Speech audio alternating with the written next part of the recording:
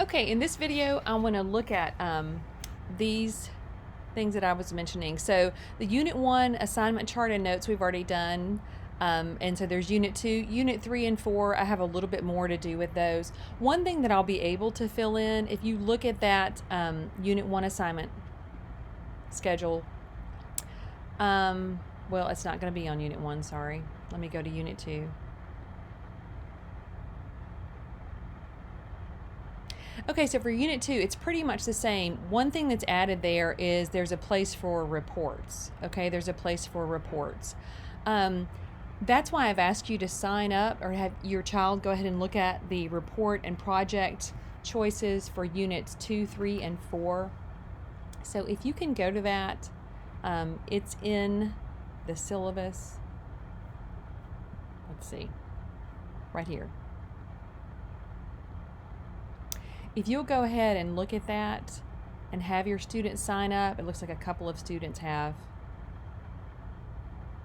Yeah, 2 or 3 students have. Even for each unit, I know it's like, oh my goodness, how can I sign up for like, Unit 3, doesn't that start after Christmas? Well, it does, but it's handy if you can go ahead and sign up. Just look and see what your student's interested in. That way you'll have your year planned out and I can go and put their name on those charts as well. So certainly go and try for Unit 2. If you can do all 3, that's great. Okay, so you can look at that more carefully on your own, of course. Okay, let's look at, so the AQTQ we had talked about a little bit in the last video. This right here, you can use the AQTQ as we were looking at them. Right there, right? So your student can just take those questions and they can use notebook paper, and that's perfectly fine.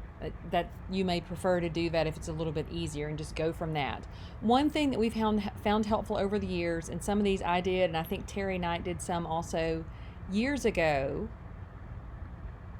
was we went through and typed those into a document. So here's the Unit 1 dialectic history, accountability questions, and thinking questions.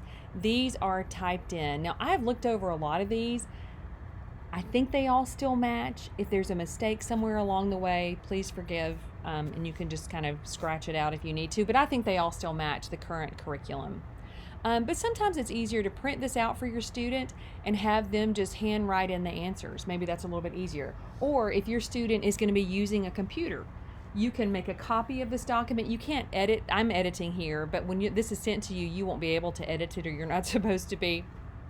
Make a copy of it for your records. So you click on File, and then you click on Make a Copy. And if you do that, that'll make a copy of this that you can then edit, or your child can then edit by typing in the answers, and they can bring that every week. Now, we still want them to print it off and bring it in to show, but that's a little bit easier. That's probably what I'll have Alex use. We'll probably print those off unit by unit to use. Okay, so hopefully you'll find that helpful. And then also I want to say a little bit about the maps. So let me go back to Lampstand Press. So here are my map aids that I purchased for Unit 1. Let that download.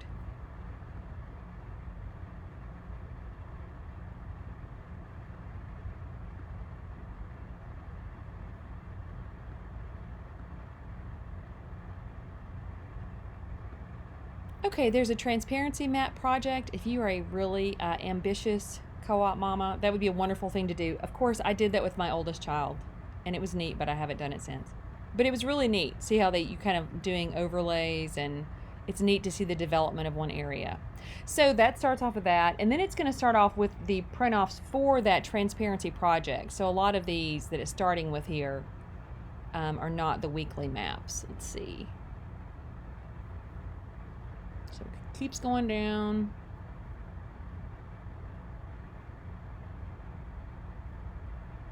Okay, here we go. So year 1, week 1, that says upper grammar though, right? That's not dialectic. So here's year 1, week 1. This is upper grammar, dialectic, rhetoric, student map. Okay, so all 3 levels are going to be using this basic blank map there. Okay, that blank map. And then what I do, I'll print this off for Alex, for my 6th grader. So I'm going to have a print off copy of that blank map for him. And then when it's time to fill it in, what I'm going to do is go to the teacher map. And once again, they're all together, upper grammar, dialectic, rhetoric, teacher map.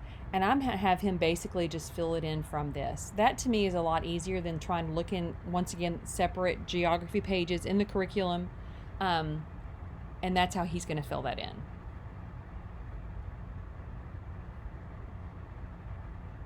Here's an example, though, of Year 1, Week 1, all level students map. So every level is going to use that, but there are different labels required for different levels. So that's lower grammar, there's upper grammar, and then here, this is dialectic. So I might have Alex use this for dialectic. Actually, I'd probably have him label all those things too, the continents, and then whatever it has for dialectic. And then here's Week 2, all level student map. It looks the same. It's ancient Egypt again, but I think they labeled different things this time based on the week plan. So here's dialectic and rhetoric teacher map. I'm going to have him label that. So sometimes the maps, you look at that and it's like, well, really, that's not that much. But we do ask that the students bring in the AQTQ and the map for that week. And then once again, the unit schedules are going to show you if there is a map that week. And a lot of the weeks, as you can see, there are. Okay? Okay, so I hope that answers some more questions. If you have any other questions, feel free to give me a call or an email. And then, of course, I look forward to seeing y'all at our moms meeting when we get together on, I guess, Week 2. We'll be meeting all together at the church. So bring any questions you might have then as well. Okay, hope that was helpful.